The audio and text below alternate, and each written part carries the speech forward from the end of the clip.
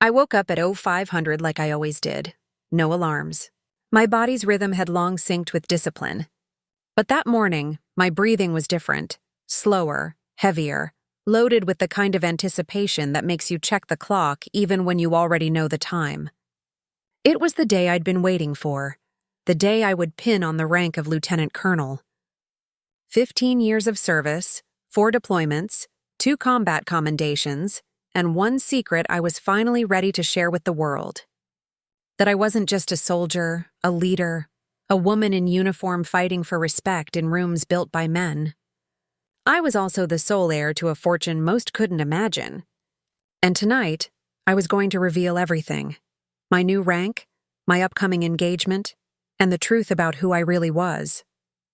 Not just what they saw on my uniform. I had chosen the dress a month in advance, not for the ceremony itself, of course. That would be in full military regalia. But for the dinner afterward, the gathering of commanders, family, close friends, a night of recognition and pride. The dress was deep navy silk, sleeveless, structured but elegant, with a side slit and a subtle sheen that reminded me of ocean currents at night. Not too bold, not too quiet. Just enough. I'd had it tailored to my body after weeks of indecision. I remember spinning in front of the mirror, imagining his reaction. The soft intake of breath, the slight widening of his eyes. "You always look strong," I pictured him saying. "But tonight you look unstoppable." His name was Daniel. We met during a joint NATO training in Virginia. He was Army intel, sharp and smooth, the kind of man who could walk into a room full of officers and make colonels chuckle without trying. I'd been warned about men like him, charming, ambitious, always watching the exits. But he stayed, through my long nights at the range, through my field exercises, through injuries and silence, through the funeral of my mother, and the day I stood in court alone to claim the last remaining trust my grandfather had set aside for me decades ago. He knew everything about my life. Or so I thought. We had planned to make the announcement together.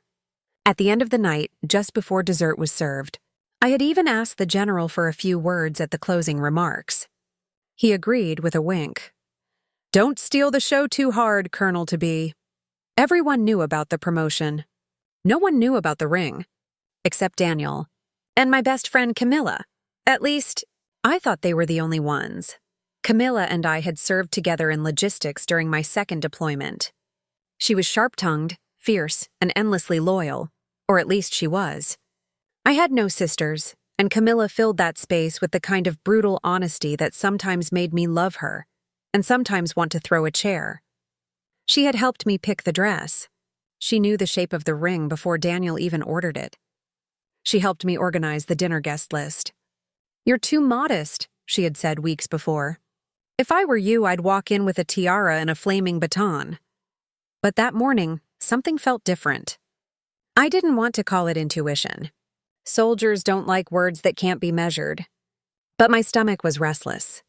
I chalked it up to adrenaline, or the stress of the ceremony, or maybe the speech I was going to give. It didn't matter. I pushed it down like I'd done 1,000 times in combat zones, and I moved.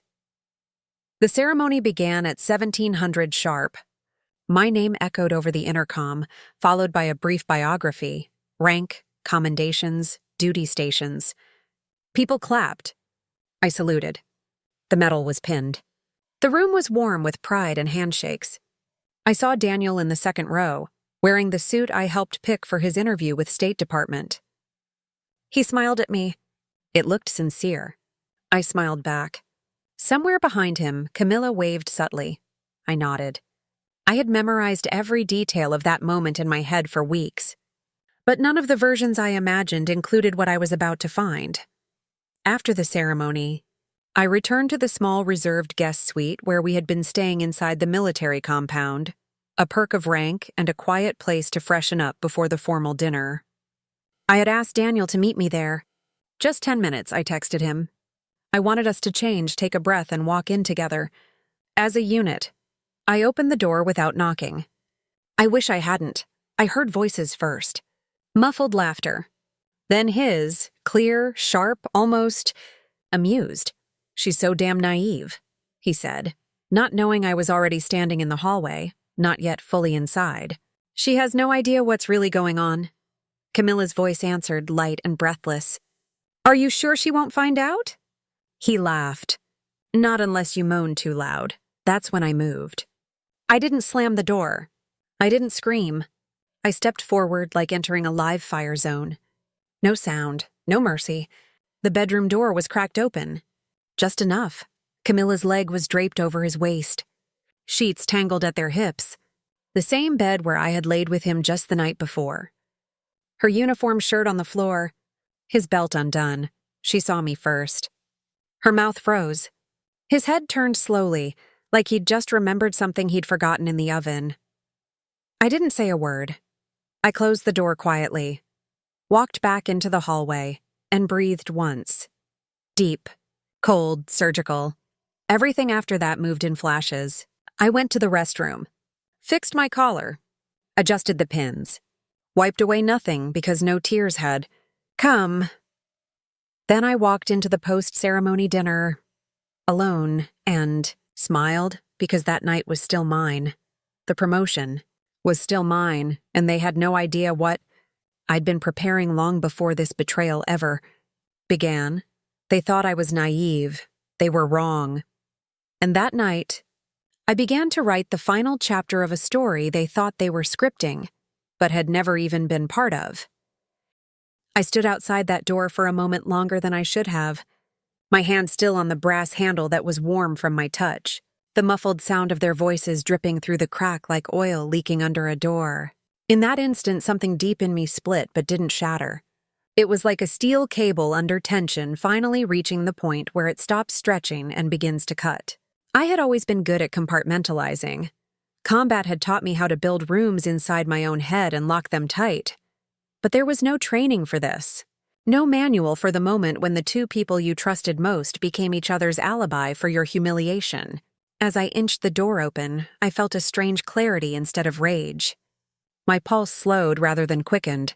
My vision sharpened until the edges of the scene inside were painfully crisp. Camilla's hair, usually pinned into a tight bun under her cap, spilled over her bare shoulder in waves I'd seen only when we bunked together on long deployments. Daniel's back, tan against the white sheets, marked by a scar on his left shoulder blade that I'd kissed a dozen times before, flexed as he shifted to look at her. My own travel bag sat neatly in the corner of the room like an obedient dog, the red folder inside it still containing the documents that would change all of our lives. She saw me first. Her eyes widened not in guilt, but in something closer to satisfaction, like a child caught red-handed but convinced she'd already won. It was a look I had seen in negotiations when an opponent believed they'd forced me into a corner, when they mistook my silence for surrender. Her lips parted as if to form a word, maybe an apology, maybe a taunt. I never found out because she didn't speak. She just gave the smallest upward twitch at the corner of her mouth, a smirk so fleeting it might have been a tremor. But I caught it. It branded itself onto me more deeply than the image of their bodies, more deeply than the sound of Daniel's laugh echoing against the walls. That smirk was the moment I realized this wasn't an accident, wasn't a lapse in judgment after too many drinks. It was a choice, a test, maybe even a plan. Daniel turned then, slow and heavy as if he sensed a change in the air, and our eyes met. He froze. The bravado drained from his face, but something in his gaze searched for a lifeline, a way to spin this, to recover. That was his training, after all. Always spin the intel, always find the exit. But I gave him none. I didn't scream, didn't throw anything, didn't give him the scene he could later reframe as hysteria. I closed the door with a slow, deliberate push, the latch clicking into place with a sound that felt like the snapping of a bone. Then I turned, smoothed my jacket, adjusted my collar, and walked down the hall as if nothing had happened. My footsteps made no sound on the carpet, but inside my head they thundered. In the bathroom mirror, I stared at my own reflection and tried to recognize the woman looking back. My face was composed, every muscle locked into parade rest, but my eyes were different. They were not the eyes of someone betrayed. They were the eyes of a strategist who had just been handed a piece of intelligence confirming every suspicion she hadn't yet allowed herself to name. I thought about the last few months, the subtle digs Camilla had slipped into conversations, the way Daniel had started to keep his phone face down, the new habit of whispering when I walked into rooms. I had written it off as stress, as my own paranoia, as the price of a high-stakes life.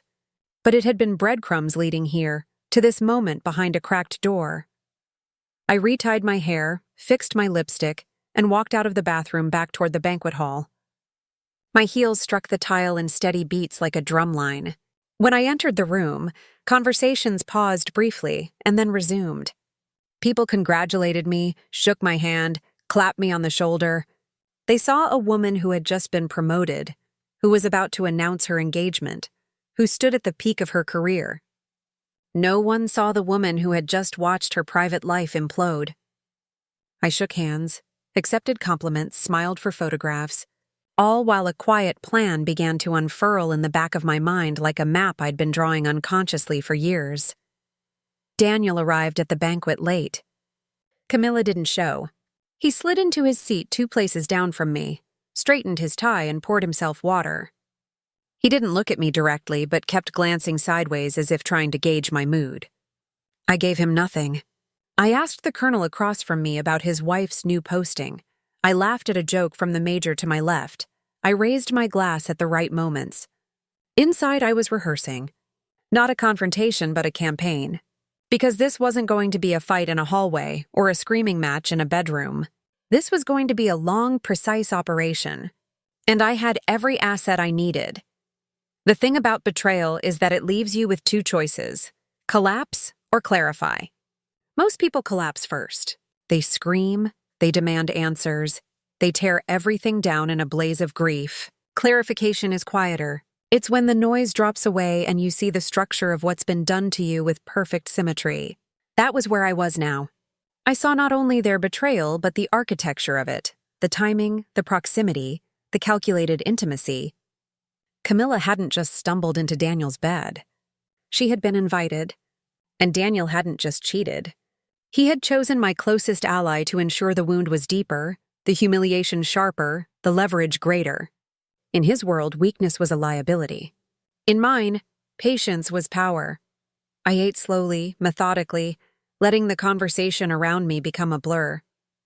The general rose to speak about my achievements, my leadership under pressure, my future contributions. People clapped. I stood, saluted, thanked him, gave a brief speech I had memorized weeks ago, but now delivered with a strange new calm.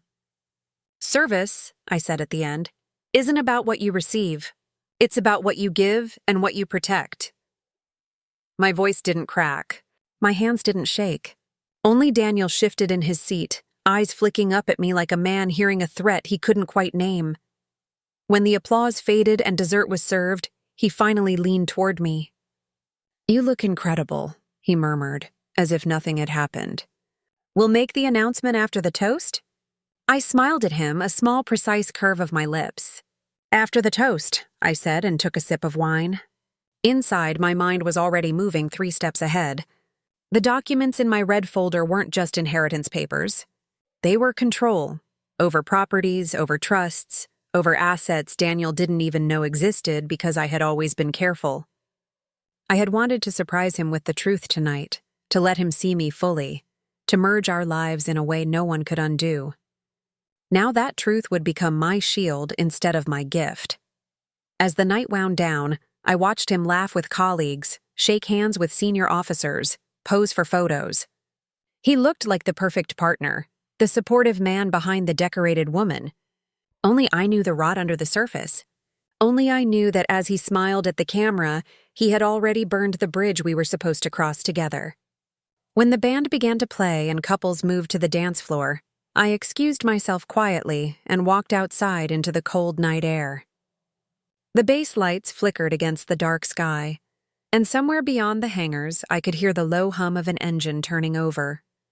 I breathed in deeply, steadying myself, feeling the weight of my new rank on my shoulders like armor. I thought of Camilla's smirk again, that split-second flash of triumph. It told me everything I needed to know. She believed I would break, that I would do what so many do when betrayed. Lash out, implode, destroy myself publicly while they played victims. But she didn't know me anymore, if she ever had. I had spent years learning how to hold a perimeter under fire, how to wait out an ambush, how to make a single, decisive move at exactly the right moment. I could do the same here. They thought they'd written the story of my humiliation. They had only written the prologue to theirs. I stayed outside until my breath no longer came in sharp bursts, but in long, steady pulls. When I returned inside, the dinner was breaking up, guests gathering coats and congratulating me again. Daniel approached with that easy smile, reaching for my hand. "Ready?" he asked. "We can head back to the suite, maybe celebrate." I slid my hand into my pocket instead of his, feeling the edge of the red folder under my fingers. "You go ahead," I said softly. "I'll be along in a minute." He hesitated, then nodded and left. I watched him disappear into the hallway, the same hallway where only hours earlier I had opened a door and seen my life rewritten. The general passed me on his way out, clapped me on the shoulder, told me how proud he was. I thanked him, smiled, and walked to the empty podium at the front of the room. For a moment I imagined what tonight had been supposed to look like. The ring on my finger catching the light, Camilla at my side, Daniel beaming as I spoke about our future. Then I imagined what it would look like now. A different kind of announcement, a different kind of future. One only I controlled. I gathered my things, tucked the red folder under my arm, and stepped out into the corridor. The lights buzzed faintly overhead, the bass settling into its night rhythm. My footsteps echoed softly as I walked back to the guest suite, not to confront, not to demand, but to prepare. Because I had seen everything I needed to see. Because the smirk had told me the truth. Because my silence was no longer a pause before celebration, but the calm before a storm only I knew was coming. As I reached the door of the suite, I stopped, hand hovering over the handle, and smiled. Not the polite smile of a soldier receiving congratulations. Not the mask I'd worn at dinner, but the small, private smile of someone who has just been handed her enemy's playbook. They thought they were playing me. They had no idea I'd been preparing for this my entire life. And now, without a word, I would show them. The corridor back to the banquet hall was silent now. Abandoned, but still reverberating faint traces of laughter and polished shoes, and the scent of expensive perfume worn by women who had arrived to honor someone else. Not knowing the woman being honored was already folding her future into a new shape. My fingers were ice cold, yet my chest burned like it had been cauterized from the inside. There was no blood, no wound, but something in me was irreparably severed. And I was still smiling. I didn't force it anymore. My smile had become something else entirely. Not performance, not camouflage, but a blade honed to perfection. And I carried it on my face like a weapon. I passed 2 junior officers in the hallway who straightened instinctively at the sight of me, eyes snapping to attention, unaware that the woman walking past them had, only minutes earlier, watched her entire engagement dissolve into betrayal without uttering a single sound. The weight of the new metal still pressed into my chest like an irony too sharp to ignore. I hadn't even had time to remove it. The shine of it caught in the mirror at the end of the hall as I approached, and for a second I saw myself. Full-dress uniform, shoulders squared, the blue and gold ribbon gleaming as if nothing had changed. And yet I knew. Every fiber of my body knew. The part of me that had once softened in Daniel's arms had calcified. The part of me that had once called Camilla my sister had been peeled back, raw and exposed to air. They hadn't just betrayed my trust. They had tried to replace it. Occupy it, weaponize it against me. But they didn't understand the kind of silence I had trained myself to live in. The kind of stillness that didn't mean absence, but restraint. The kind that doesn't collapse. It waits. When I entered the banquet room again, the atmosphere had changed, but only slightly. The crowd was thinning now. Plates had been cleared. Toasts made. A few couples were still dancing near the back, but most of the brass had either left or moved to the lounge for nightcaps. I slipped through the crowd like I was still intact, a woman who had everything. A promotion, a man by her side, friends celebrating her success. I watched Daniel from a distance.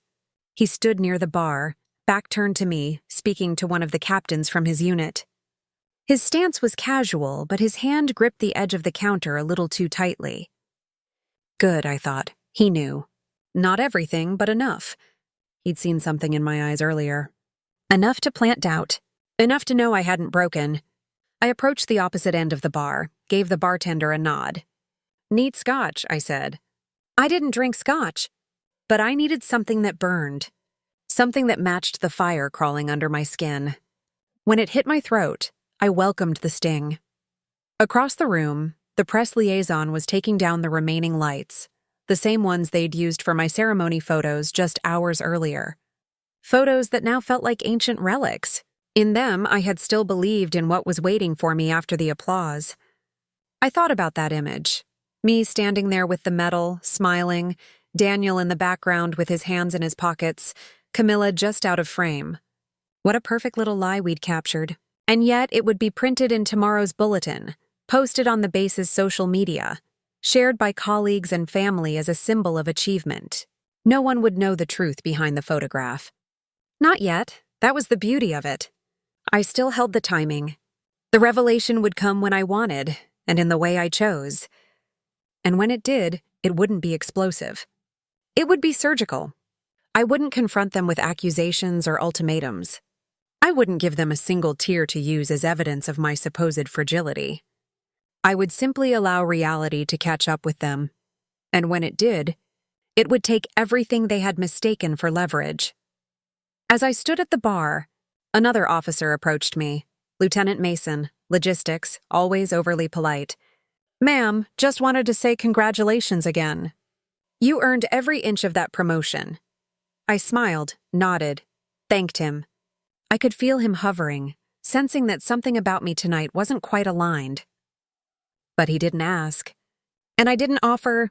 People often believe they want the truth. What they really want is a version of it that doesn't require them to do anything. I would give them the illusion of normalcy until the moment came to rewrite the entire narrative. My hands didn't shake. My posture never dropped. I carried myself like nothing had fractured, and in doing so, I became untouchable. I looked around the room and realized I had never been more alone and more in control. I found myself near the long banquet table, now mostly cleared. A few empty champagne flutes clinked together as someone bumped the edge. I ran my finger along the linen. It felt like ice.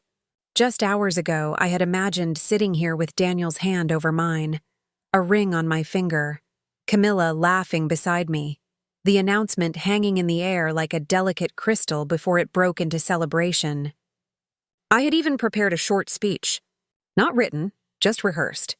I was going to tell them I had inherited the final portion of my grandfather's estate, that I now had complete control of the family's holdings, that I would be funding a veteran-owned nonprofit focused on female military leadership. I was going to announce our engagement at the end, with Daniel standing next to me. Camilla would have been the first to cheer. I almost laughed. Not because it was funny, but because it was astonishing how elaborate the lie had become, how close it had gotten to being real. But lies only work when the target doesn't notice the edges don't match the frame. The event staff began to dim the lights as people collected coats and moved toward the exit. I took my cue, thanked the commander once more, and left with the same smile I'd worn all night. Daniel trailed behind me a few paces. We didn't speak as we crossed the lot, the cold air biting at our skin. The stars overhead were sharp and unsympathetic. When we reached the guest suite, he opened the door for me. I stepped inside first, walked straight to the desk and placed the red folder there. He followed, his voice cautious. You were incredible tonight. Everyone's saying it. I turned to face him slowly. Of course they are, I said. I was. He hesitated. Is something wrong? The audacity. I almost admired it. No, I said evenly. Why would there be? I saw the flicker of confusion in his eyes, the moment he realized I wasn't going to play the part he had prepared for me. I walked past him into the bedroom. The sheets had been replaced. Camilla's scent was gone. But the memory of what I had seen lived behind my eyes now, embedded like shrapnel.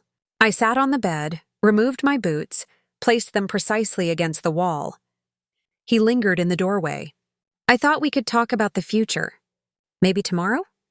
I met his gaze. Sure, tomorrow.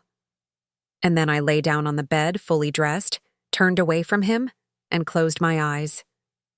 He didn't know what to do with that. Silence isn't passive, it's a weapon when you learn how to wield it. And I had trained with the best. He didn't sleep beside me that night. I heard him moving in the next room, pacing, opening drawers, checking his phone. Probably texting Camilla. Probably trying to decide which version of the story they'd stick to if confronted. I didn't care. I had no intention of confronting them. Confrontation implies you're seeking something. Clarity, apology, closure. I didn't need any of it. I already had what I needed. Knowledge, leverage, and the ability to act without permission. When I woke before dawn, I was alone. I showered, dressed, and packed the essentials into my duffel. The red folder went on top. I left a note on the kitchen counter that said only, "Thanks for the memories." It wasn't sarcasm. It was precision. Because from this point forward, that's all they would have. I left before the sun rose, my car silent as I backed out of the lot. The base was still sleeping, unaware that the woman they had just celebrated had vanished into the cold with a storm inside her no one could see. Driving away, I didn't look back. The future wasn't behind me anymore. It never had been. It was in the folder on the passenger seat. It was in the contacts in my phone. It was in the nonprofit paperwork I had already filed under my name alone. It was in every key I held and every door I now knew I didn't have to share. I wasn't walking away broken. I was walking away free. The ceremony had ended. But the mission was just beginning. I drove for hours before the city skyline disappeared behind me and the highway stretched into something colder, emptier, cleaner. The base, the banquet, the photographs, all of it retreated into memory with the precision of a classified file being locked away in a cabinet I had no interest in ever reopening. The further I got, the more I felt the noise falling away. Not the sound of traffic or voices. Those didn't matter. But the noise inside, the clamor of betrayal, the silent rewind of that cracked door, of Camilla's leg across Daniel's body, of his voice saying she has no idea. The irony still lingered. Because I had always known. Not everything, not the specifics, not the tangled bedsheets or the whispered lies, but the shape of it, the decay. I had seen it coming in flickers, in the way Daniel's hand grew slower in mine, in the way Camilla began offering smiles that felt too sweet. But knowledge doesn't always arrive as evidence. Sometimes it arrives as intuition, the kind that military women are taught to suppress in favor of chain-of-command logic. But this time I had trusted it. Quietly, silently, I had made preparations, just in case. And now I was glad I had, because I wasn't running away. I was moving into position. When I arrived at the safe house, it was just past midnight. Not a literal safe house, though it might as well have been. It was a private property held under a shell company tied to my mother's estate, tucked just off a quiet road outside Asheville. A modest structure from the outside, modernist concrete and wood, steel-lined windows, and a biometric entry system disguised as a doorbell camera. I parked the car in the garage, scanned my thumbprint at the door, and stepped inside without flipping on the lights. I didn't need them. I had been here before. Once, after my father's funeral, when grief made me wander. Once again, when I needed silence to think through whether I truly wanted to accept command of the reconnaissance unit. And now, a third time. Not to hide, but to recalibrate. The interior smelled the same. Cedar and dust and something colder, like steel left in the rain. I locked the door behind me, dropped my bag in the hallway, and went straight to the desk in the far room. It was still there. The terminal, the secured drive. The private key? Everything I had buried in digital and legal obscurity, waiting for the moment I needed it. I powered it all up with fingers that moved like muscle memory. In the silence of that small room, I reviewed the documents again. The full transfer of the Lawrence Family Trust, initiated 6 months earlier, finalized only last week. All under my name now. Property, investments, assets, portfolios. Estimated value, just over 2.1 billion. I read the number like it was someone else's name. It didn't feel like wealth. It felt like responsibility wrapped in razor wire. And for the first time in months, it felt like power I was ready to use. Daniel had known I came from money. Most of my colleagues did, though I never advertised it. It was always easier to let them assume my promotions were earned through sweat alone. And they were. No one gave me my rank. No one carried my rifle in the field or covered my six in a sandstorm. But what Daniel didn't know was that my inheritance had always been split. There were thresholds, conditions, pieces I didn't control, until now. My grandfather, who had made his fortune in energy infrastructure and turned it into something greater through silence and strategy, had created a system of release. Military service, honors, length of command. He wanted discipline, not entitlement. And when the last clause was fulfilled, my promotion to lieutenant colonel, the control passed to me entirely. I hadn't told Daniel. Not because I didn't trust him, because I wanted to see who he was before he saw the number. And now I knew. And now he never would. I opened a folder marked Initiatives. Inside, drafts of business registrations, nonprofit charters, veteran support models. I'd started laying the groundwork months ago, planning to launch a foundation focused on strategic leadership training for female veterans transitioning into civilian roles. My vision had always been to build something beyond legacy, but now the vision sharpened.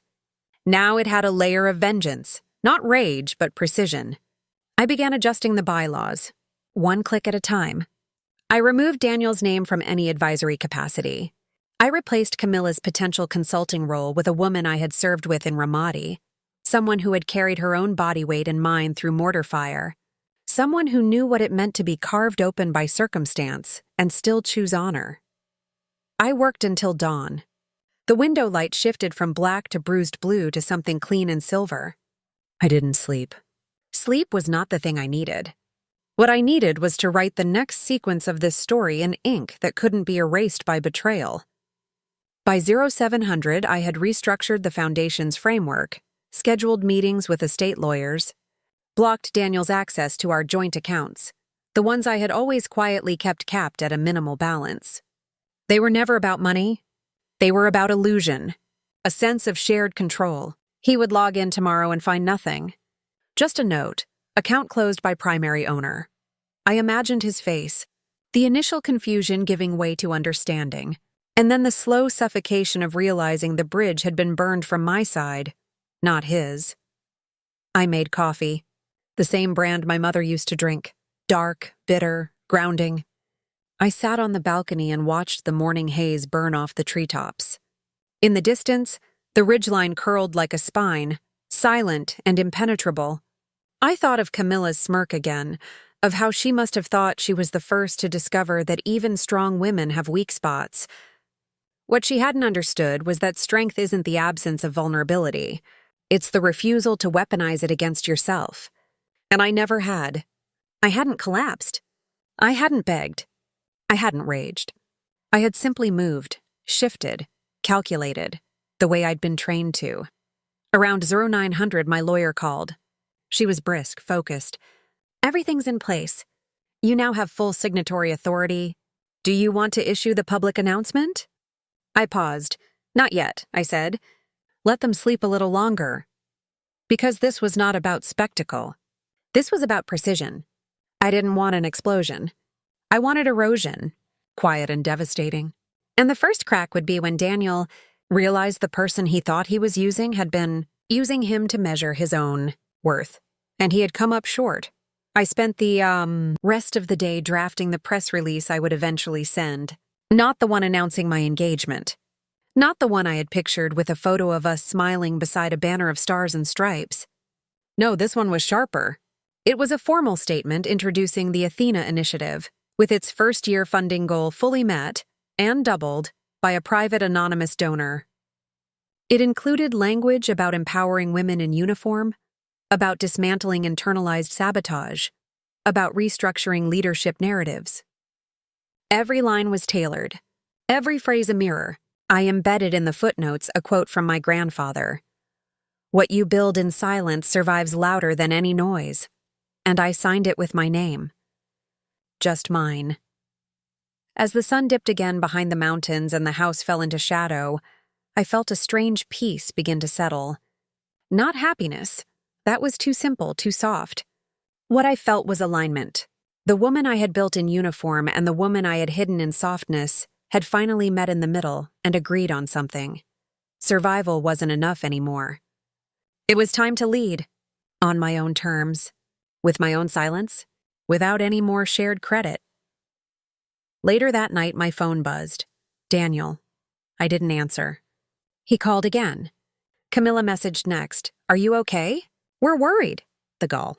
I turned the phone face down. I poured a glass of water. I stood at the window and watched the house across the road flick on its porch light. Someone home. Someone settling in. And I let that become my metaphor. I was home now. Not in a place, but in a decision. In a refusal to beg. In the knowledge that I held the blueprint and the pen, and that both of them, for all their cleverness and cruelty, were nothing more than footnotes in a story they thought they were writing, but which had never belonged to them at all. 3 days passed before I answered his message. Not because I didn't know what to say, but because I wanted the silence to ferment. I wanted him to stew in his own narrative, unsure if I knew what he feared I did, or if I was simply cold, angry, sulking like the woman he secretly believed I would become once control slipped from my hands. What he didn't understand was that my silence wasn't absence. It was calibration. I hadn't disappeared into sadness. I had gone dark the way satellites do before realignment. Not lost, just repositioning. When I finally replied, it was a simple line. Let's talk. Dinner tomorrow night. 1900 hours. I chose a restaurant on the north side of town, one with a reservation list weeks long and lighting so perfectly diffused it made everyone look important and no one quite visible. It was the kind of place he'd always suggested we try after the next deployment, after your next evaluation, after the foundation is real. Always after. That was the rhythm of his comfort. Push the promise forward until the future becomes the excuse. But now I was done with the future. Now I was writing the present in pen. He arrived 5 minutes early, as always. That part of him hadn't changed. Discipline, punctuality, the illusion of respect. He wore the gray suit I had once tailored for him after he got that short-term Pentagon contract, the one that made him feel like he had finally stepped into the arena he thought he deserved. I watched from across the room, seated already, unannounced, observing. He scanned the entryway, uncertain, then spotted me and smiled, half contrition, half charm. I offered a nod, one that could be read as warmth by someone desperate to believe they were still welcome. He approached cautiously, pulling out the chair across from me like a soldier unsure if the ground had been mined. We sat in silence for a few seconds, and then he reached for the menu, spoke lightly, as if we were just another couple navigating the aftermath of a fight. It's good to see you, he said. You look centered. I didn't respond. I waited, let the silence draw the truth closer. He added, I was hoping we could clear the air. A waiter came. We ordered. He asked for a bottle of wine we used to drink on Sundays, a detail he assumed would thaw the ice between us. I let him. I wanted him comfortable, a little off guard, just enough to misstep. He poured the wine slowly, his eyes on mine, his voice dropping to the softer tone he used when apologizing without saying the word. About the other night, he began, but I cut him off. You know what I found interesting? I said, voice level. The way you didn't look surprised. Not really. It was like you had already practiced your reaction. His throat tightened.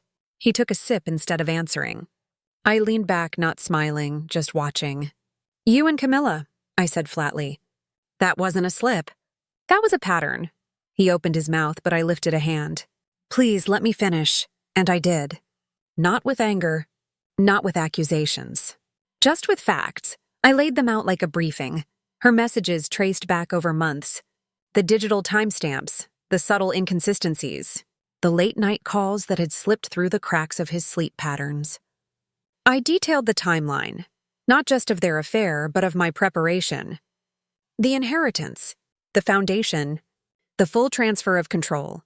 His name being scrubbed from every document, every account, every trace of my future. He didn't speak at first. His expression flickered, first alarm, then confusion, then a kind of awe he couldn't hide. "You knew?" he asked, almost whispering. "You knew and you said nothing?" I looked at him. "I said everything. You just weren't listening." He reached across the table, a rehearsed gesture, and I didn't move. He let his hand fall back. "I was stupid," he said. "I was scared." The honesty in his voice felt hollow. "You were becoming something massive," he continued. "You had this gravity, and I didn't know where I fit in anymore."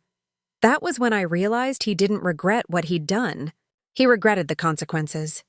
He hadn't missed me. He missed proximity to power. I said nothing. The waiter arrived with the first course. We ate in silence. My appetite was absent, but I made myself chew slowly, calmly, a ritual of control. Midway through the second course, he tried again. "I think we can still fix this. I know I betrayed your trust, but it wasn't about her." "Not really. It was about leverage," I said, cutting him clean. "It was about making sure you had a contingency if I ever outgrew you." He swallowed hard. "I was never trying to hurt you," he muttered. I smiled then, a real smile, slow and sharp. "That's the most dangerous kind of hurt," I said. "The kind that's wrapped in affection. The kind that makes you doubt whether you're even bleeding." He looked down, his hands clenched around the stem of the glass. "I don't want to lose you," he said, voice cracking. "You already did," I replied. He sat back breathless. For a moment, the facade dropped. He looked smaller, not in size, but in presence. And still I wasn't done. I reached into my bag and pulled out a sealed envelope. Inside, a full financial statement showing the closure of all joint accounts, the removal of his name from every legal tie to my assets, and a signed severance clause confirming he would not be eligible for any future support, including consulting on the foundation. I slid it across the table. "This is the first taste," I said quietly. "The beginning of what it feels like when a woman who trusted you stops pretending she needs to." He didn't open it. He stared at the envelope like it contained a verdict, which it did. He asked, "Is there any chance, any part of you that still—" I shook my head before he finished.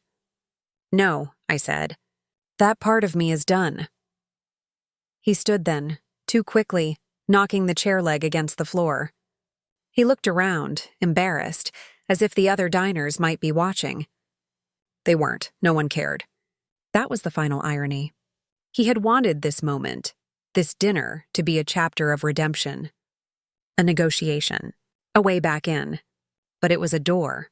And I had just closed it. He left. I stayed. I ordered dessert. Not because I was hungry, but because I wanted to mark the moment. A private ritual. I ate each bite slowly, letting the sweetness settle like dust after a detonation. When I paid the bill, I used the new card, tied to the new account, issued in my name only, clean, unshared. I walked out of the restaurant and into the night, and for the first time in weeks, I didn't feel like I was carrying a secret. I felt light, not because the weight was gone, but because I had chosen to set it down. The morning the article dropped, the sun was barely visible through the haze over the eastern ridge. But I had been up for hours, not from insomnia, but from something calmer and more surgical. The kind of alertness that comes not from fear, but from readiness. I had timed it with precision, knowing exactly when the press office at the base would release the official photo from my promotion ceremony. The one where I stood in full dress uniform, the blue and gold medal shining over my chest, shoulders squared like a woman who had been carved by her own choices. It was the image I'd chosen for the top of the press release, framed beside a single line in all caps. Athena Initiative launches with a $110 million seed grant to empower women in command. No mention of Daniel. No mention of Camilla. No suggestion of revenge or betrayal or correction. Just fact, just strategy, just legacy. The way I'd always intended, but now more honest, more stripped of ceremony and pretense. Beneath the headline, the body of the article described the initiative's purpose, its infrastructure, its first 6 pilot programs in military cities across the country, the board of directors composed entirely of women I had served with. Bled beside, trusted with both my life and my silence, it ended with a quote attributed to me. "We build empires not from rage, but from refusal." It was true. I wasn't angry anymore. I was building, the response came quickly. By 09:30, the base commander had forwarded the article with a single word: impressive. By 09:45, my email lit up with messages from defense journalists, social impact analysts, and 3 separate women I hadn't spoken to since basic training, each writing some version of, "I knew you were always going to do something massive." At 1007, Camilla messaged me.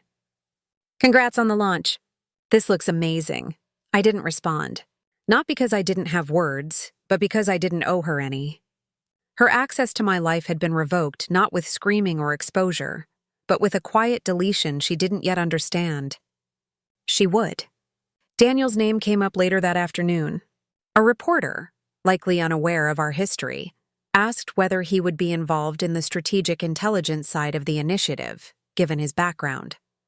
I answered simply, "The initiative prioritizes integrity over experience." She nodded, wrote it down, and the silence that followed said she understood. That evening, the press cycle had done its work. My face was on every defense blog, every nonprofit spotlight, every female leadership carousel LinkedIn could throw onto its homepage. But what they didn't know, what no one knew yet, was that the money behind it wasn't just inheritance. It was maneuvered, extracted, moved across jurisdictions through a network of trust, attorneys and financial instruments that my grandfather had built for times just like this, when legacy had to be used as a blade, not a gift.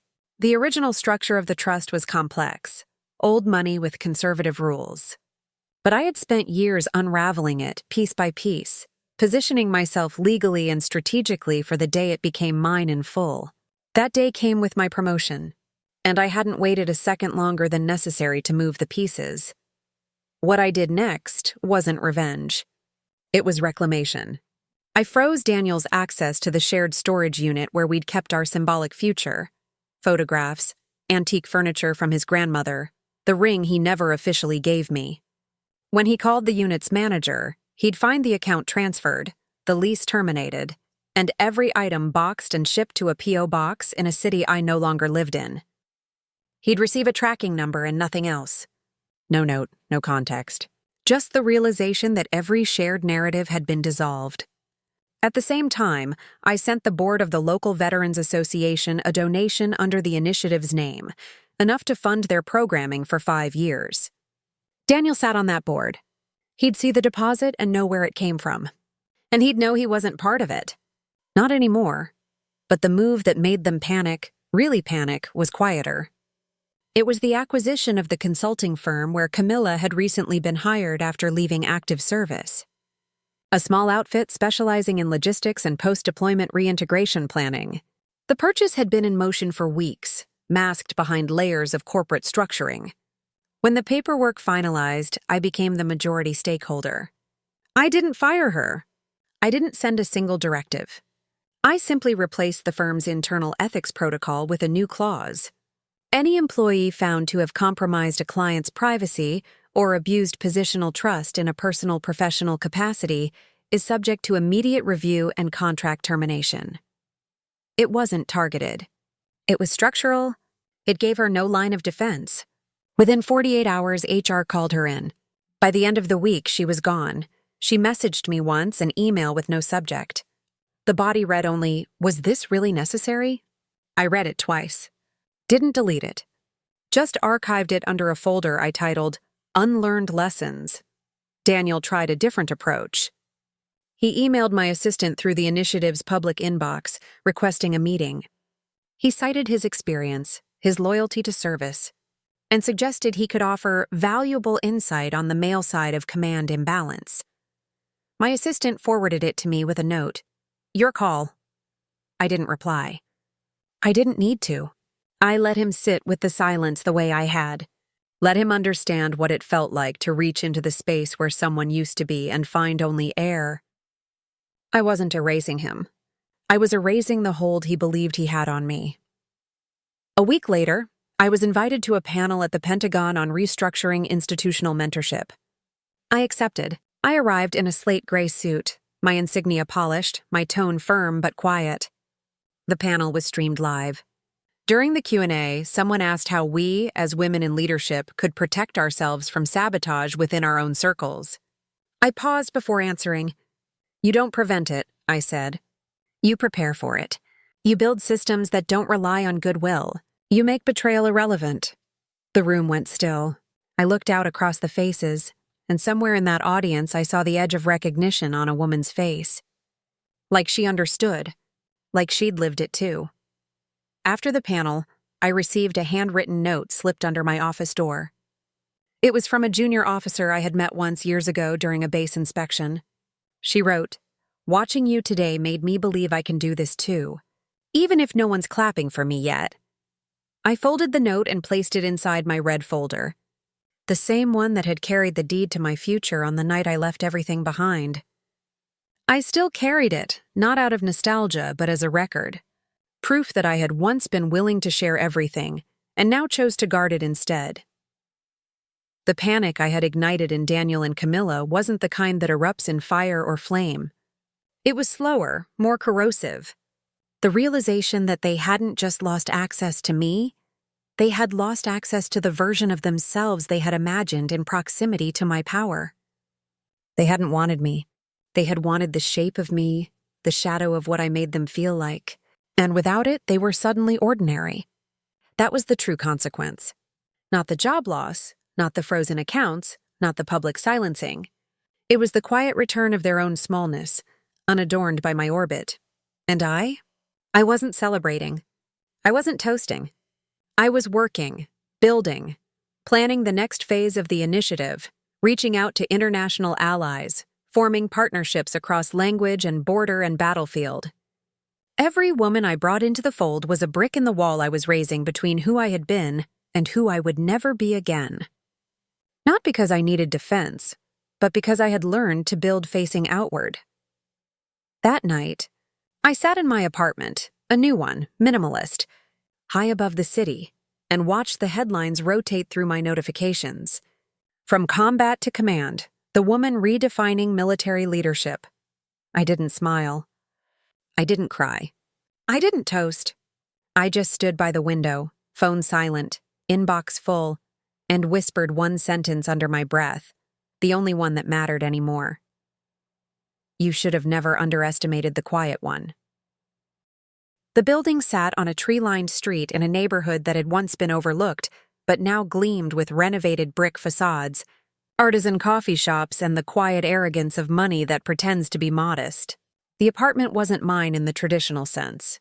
It wasn't listed under my name, nor did I ever live there, but the deed traced back to a holding company that linked through 2 subsidiaries to a trust that my mother had set up decades ago. It had always been intended as a safety net, a transitional property, a place for someone in the family who needed temporary anchorage, a cousin going through a divorce, a veteran uncle rebuilding his life, or, for a time, Camilla, who needed a fresh start after active duty, after a burnout tour in logistics that left her shaken, questioning her value, doubting her place. I had offered it without hesitation, keys handed over with the words, "Stay as long as you need." She had cried when she saw it, touched the backsplash in the kitchen like it was a cathedral, marveled at the quiet of the neighborhood, at the fact that someone trusted her enough to give her something that nice without asking for anything in return.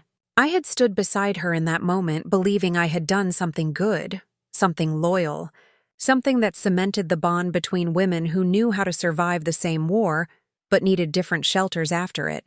What I hadn't realized then was that some people take kindness as currency, and the moment they think they've stored enough of it, they begin to spend you. Camilla had made that apartment hers. She redecorated slowly, subtly, replacing the neutral furniture with sleek lines and earth tones, hanging framed quotes on the walls about resilience and rebirth, lighting candles with scents named after feelings. She once told me the apartment felt like breathing after years of drowning. I let her believe that because I wanted it to be true. I wanted her to heal there. I wanted our friendship to have a physical manifestation, something she could walk through every morning and remember that she was not alone. But now, walking up the stone steps in a quiet morning haze, I wondered how many of those candles had been lit while Daniel lay on her couch, or her bed, or stood barefoot in her kitchen pouring coffee from the carafe I had bought her as a housewarming gift. I didn't knock. I had no reason to. I had the master key, the same one she had forgotten existed.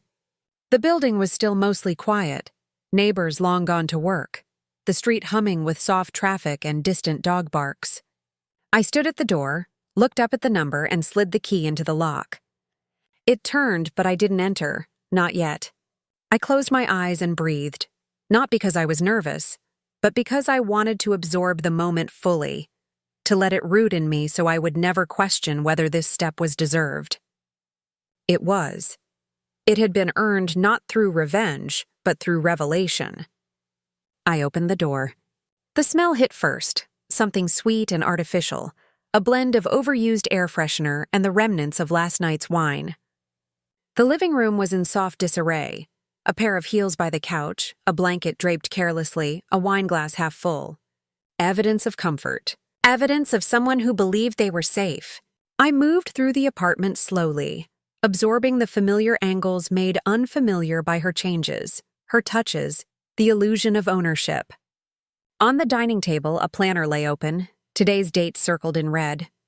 Client lunch, 12:30, grocery delivery, laundry.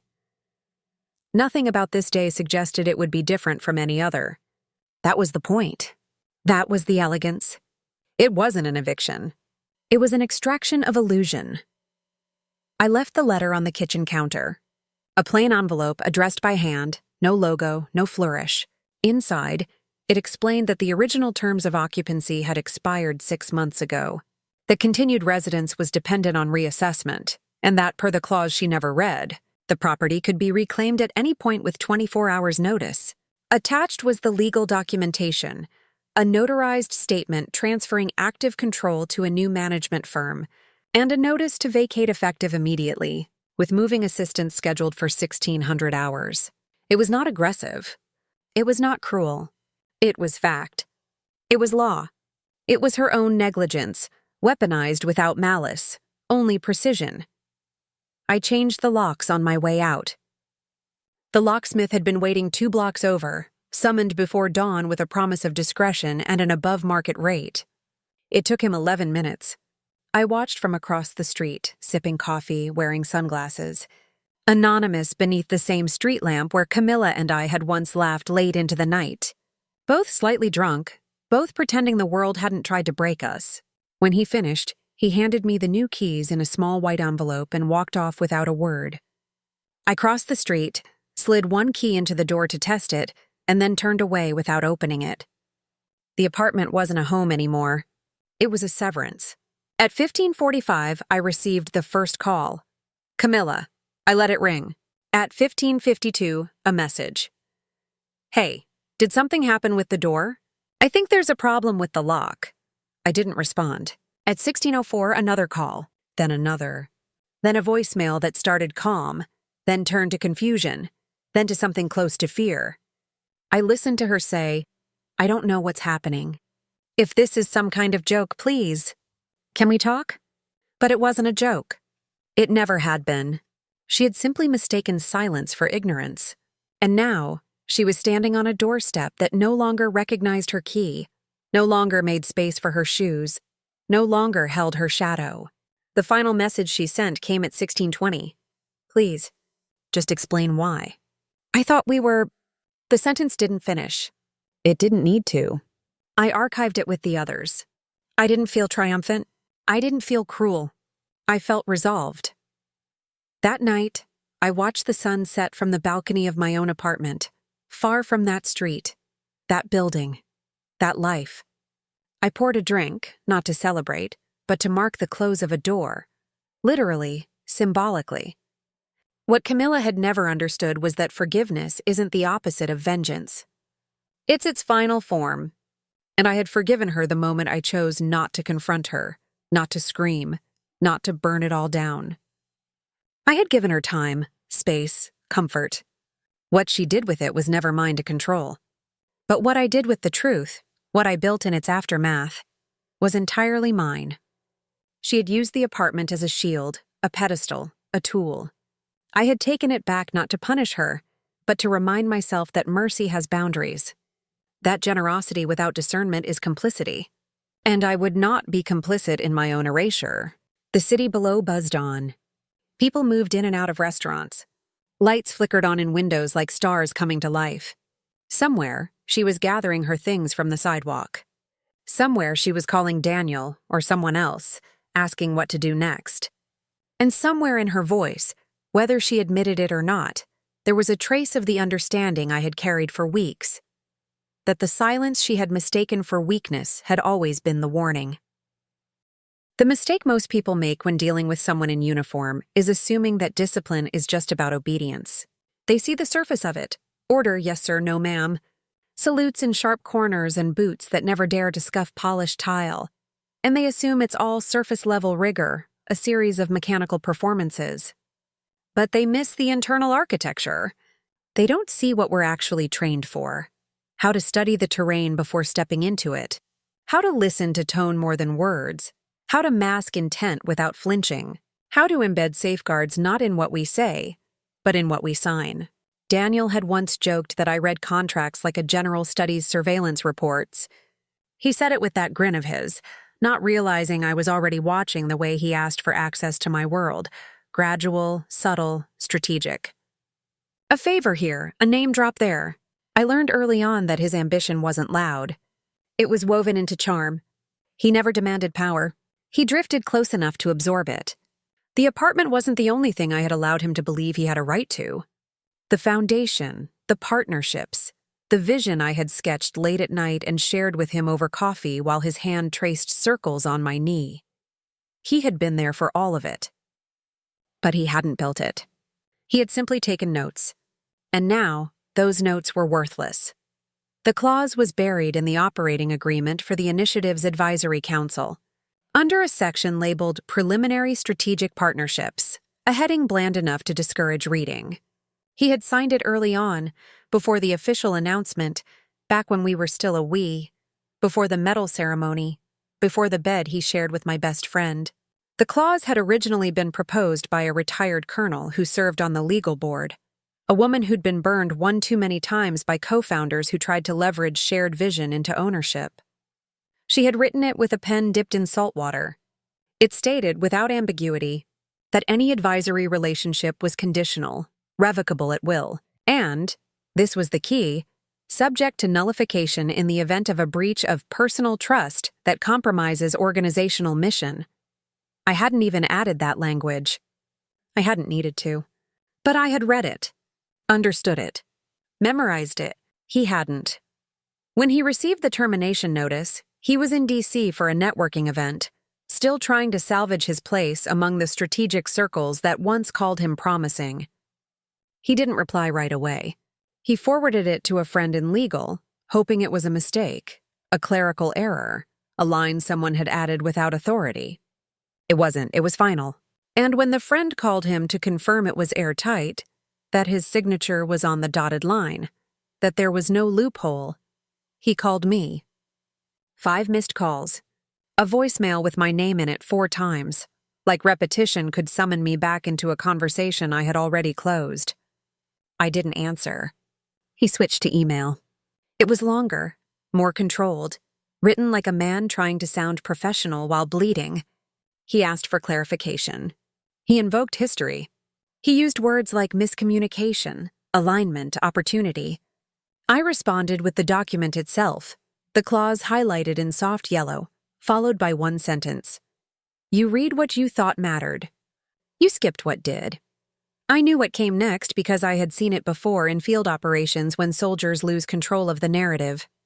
First bargaining, then denial, then indignation.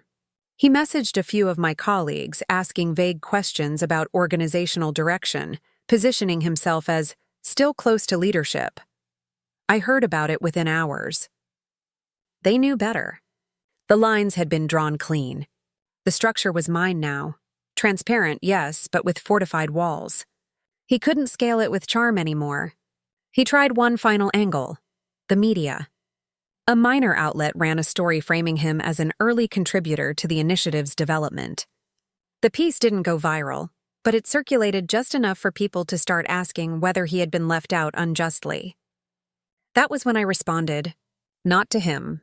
To the publication. I sent a statement. The Athena Initiative is built on values of integrity, transparency, and service. Anyone whose conduct misaligns with these principles cannot be permitted to shape its future. Contributions made under the pretense of loyalty do not qualify as legacy. It was printed in full. He went silent after that. What he hadn't understood, what he couldn't understand, was that I had never needed him. I had chosen him. And choice is dangerous to those who survive by manipulation. Because when a choice is undone, it exposes the illusion that they ever held anything to begin with. The foundation continued to grow. We launched the first pilot program in North Carolina 2 weeks later, and I stood before a room full of veterans, mothers, daughters, women in prosthetics and medals, who looked at me not as a woman who'd survived something, but as one who had built something that could not be taken. At the end of the session, one woman came up to me quietly, her sleeves rolled high enough to show a line of ink tracing down her forearm. "We never go back." She didn't say anything else. She just nodded. I nodded back. That was the contract I believed in. Daniel's final message came a month later. No subject line. No greeting. Just one paragraph. I didn't realize how far you'd taken it. I thought maybe you'd make a statement, cut me out quietly. But this was full annihilation. I was never your enemy. I just didn't want to be left behind. I read it twice. Closed the email. Reopened it a week later and typed exactly 8 words. You were never left behind. You strayed. Then I hit send. He never replied. But I heard through another contact that he had withdrawn from 3 upcoming panels, citing a personal need for rest. That's what happens when you gamble on someone else's brilliance and forget that the light you bathed in wasn't yours. It's not burnout. It's exposure. I walked into the next board meeting with a clear mind and a sharper posture. Not to prove anything, not to gloat, but because I was no longer shrinking to keep others comfortable. The clause in the contract wasn't vengeance. It was accountability. And for the first time in years, I no longer had to fight for the air I breathed in the rooms I built. The silence around Daniel's name became the loudest declaration. He had left with nothing, not because I had taken it, but because he had built nothing that could stand without proximity to me. That was his clause, the one he wrote for himself, invisible until it snapped shut. There is a weight that returns to your shoulders when you cross the gates of the base after everything has changed, but nothing appears to have. The guards still nod the same way they always did. The flags still ripple against the sky like they don't know how to stop saluting, and the buildings stand at attention like they've never watched anyone burn from the inside and walk back whole. But I had changed, not in posture or rank or appearance, but in the marrow of my presence. Something in me had been refined, stripped of the softness that once made me carry other people's discomfort like it was part of my uniform. I drove through the lot slowly, scanning the vehicles lined up in their usual spots, until I saw his, parked crooked, as always, as if even in order he believed himself exempt. I parked far away, not because I wanted distance, but because I wanted the walk. I wanted the rhythm of my steps on pavement to mark the ground again, to remind myself that I was not returning. I was reclaiming. The entrance to the command building was exactly as I had left it.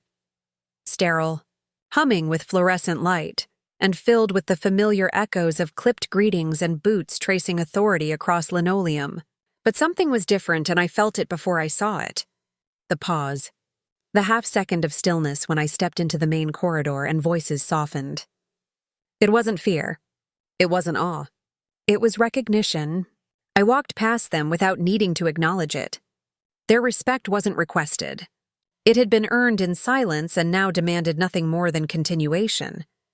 As I turned the corner toward the conference wing, I passed 3 officers from engineering. They straightened. One gave a small nod. Another whispered, not discreetly enough, "That's her."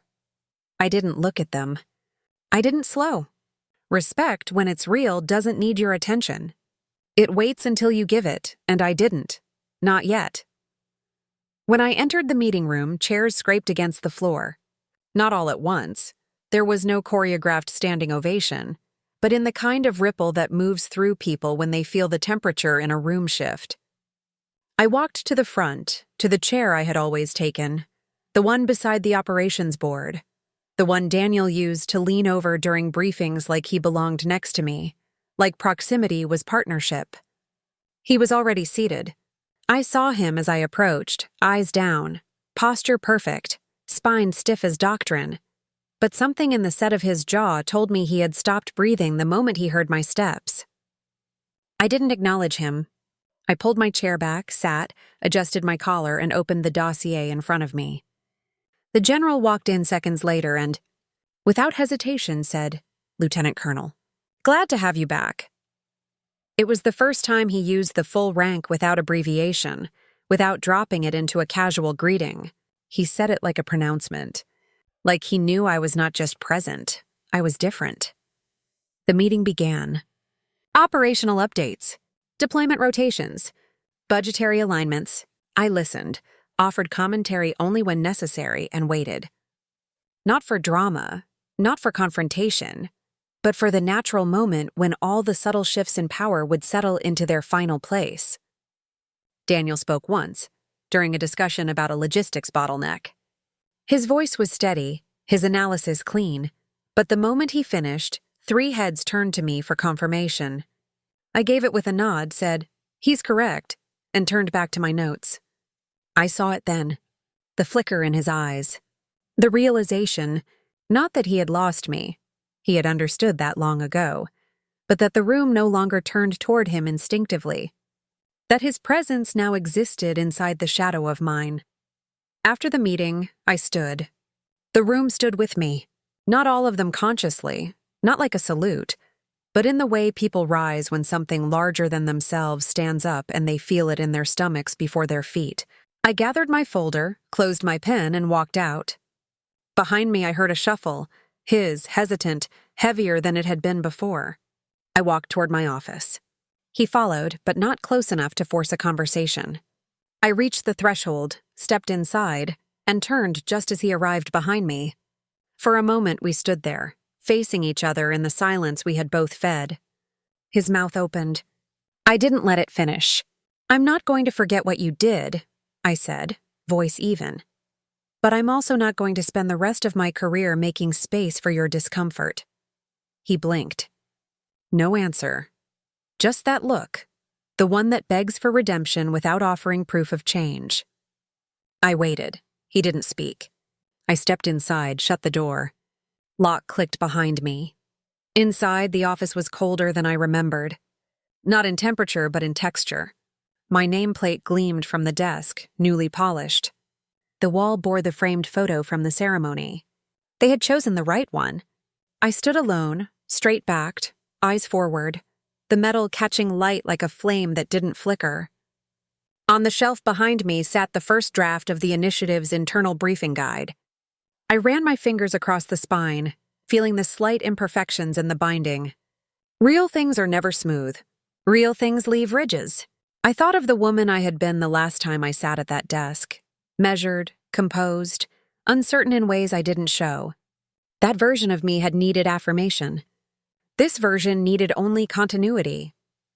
I spent the afternoon in motion, meetings, reviews, strategy calls. At no point did he approach again. At no point did he speak my name. But I felt him watching, from across rooms, from corners, from the edges of relevance. That was the final fracture. He knew now that he couldn't reach me.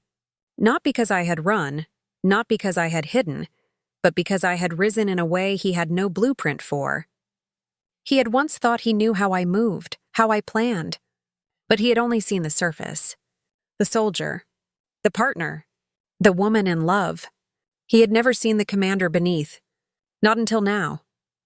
At the end of the day, I walked the perimeter of the base alone, the same path I had taken 1,000 times during deployments and return cycles. The wind pulled against my jacket. The sky above was bruised with dusk, and the first stars were already blinking into position. I stopped at the far edge where the flag hung in stillness and stared at it. Not because I was feeling patriotic, not because I needed meaning, but because I understood what it symbolized in a new way. The flag endures, not because it never falls, but because it's raised again every time someone refuses to let it stay on the ground. When I returned to my car, I saw his vehicle was still there. Lights off, engine cold. He hadn't left. He was still waiting, still hoping, still unable to meet my eyes, not because he was ashamed, but because he was afraid of what he'd see reflected back. A man who once believed he could touch the edge of power without earning it, and now stood outside of it, exposed. I didn't look at him. I didn't need to. I drove past, hands steady on the wheel, heart calm, the gate rising for me without hesitation. The world beyond opened again, and I didn't look back. I found the ring exactly where I had left it, in the smallest drawer of the desk I no longer used, tucked inside the velvet box that had never been opened in public. It hadn't been given to me formally. There had been no kneeling, no question, no ceremony. Daniel had shown it to me one evening after a long day, holding it between his fingers like a secret not yet ready for air. "It's just a thought," he had said. "For later?" I'd taken it from him, rolled it in my palm, weighed the silence between us, and said nothing. That box had stayed unopened, always returned to the drawer, always waiting. And when the betrayal came, when the lie unfolded not in fury but in familiarity, I hadn't destroyed it. I hadn't flung it across the room or melted it down. I had simply left it there, preserved like an artifact, untouched and unearned. Now, holding it again, I understood something I hadn't back then. He had never given me that ring to honor me, only to anchor me, to keep me within reach of a narrative he could manage. But I had never needed a symbol to know who I was. And now, I would return his gesture in the same language he had once used on me. Unfinished promises wrapped in silence. I drove to the address he had listed in the initiative application paperwork, a condo in a part of town lined with glass front buildings and minimalist balconies, where ambition lives in white walls and stainless steel appliances. I didn't announce my visit. I didn't text or call or warn. This wasn't a meeting. It was an ending.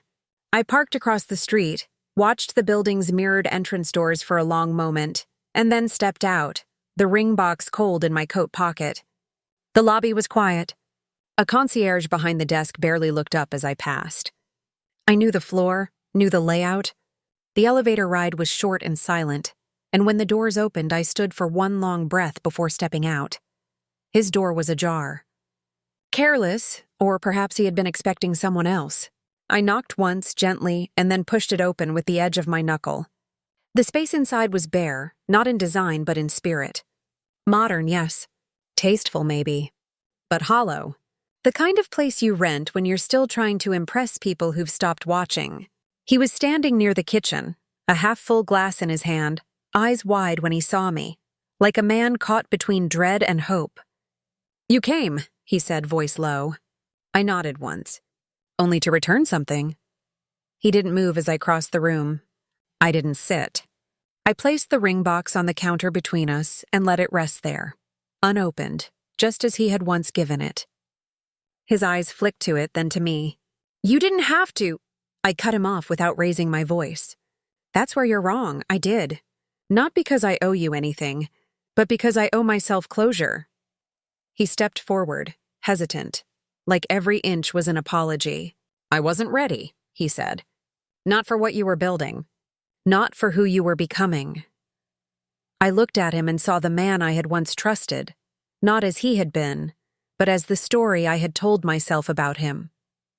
That story was dead now, its pages closed without ceremony. "I didn't become anything," I said. "I've always been this. You just thought I was a draft you could edit. He exhaled, slow and shallow. "Camilla's gone," he added, almost like it would change something, tip the weight of the room. I didn't flinch. So is the version of me that would care. I turned to leave then, the door still open behind me, the air cold. He called my name once, not loudly, not desperately, just enough to see if I'd pause. I didn't. I walked through that doorway like a soldier through smoke, eyes clear, shoulders even, breath measured. The elevator doors closed behind me with the same hush as before, and this time, the silence was complete. Later that night, I sat alone on my balcony, the city spread below like a grid of soft gold. The air thick with early winter, my coat wrapped tightly around me. In front of me sat a glass of water, a candle barely flickering, and the sound of nothing but wind moving between buildings. I didn't feel victory. I didn't feel loss. I felt space, the kind you earn after letting go of everything you were supposed to chase. I thought about how many times I had swallowed myself to keep the peace, to stay wanted, to be the version of strong that made others feel safe. And now, having burned through every illusion, I understood that there was a different kind of strength, the one that doesn't perform, doesn't bend, doesn't break under pressure. The kind that simply walks away and doesn't look back. The initiative was already expanding. I'd had meetings that morning with foreign military liaisons, and the next phase of programming was underway. Every minute I had once given to love was now returned to purpose, not out of bitterness, but out of clarity. I didn't need revenge. I needed range. And I had it now, in reach, in power, in the silence no one could touch. Daniel would go on. He'd reinvent himself, spin the story, reshape his proximity to me as a memory of greatness instead of a warning. Let him, let them all. I wasn't here to correct myths. I was here to write something bigger than myself. That was always the plan. They were simply the footnotes. At midnight, I blew out the candle, finished the water, and stepped inside. The room was warm, quiet mine. I set the coat on the back of the chair, poured another glass, and opened the initiative's next field report. Names of women I had never met filled the header. Women who would lead the next unit, shape the next policy, hold the next line. I smiled, not because I was proud, but because I had always known this would come. The ring was gone, the story rewritten, and in its place stood something unshakable. Not a monument, not a fortress, but a signal fire. And it didn't need to scream? It only needed to burn,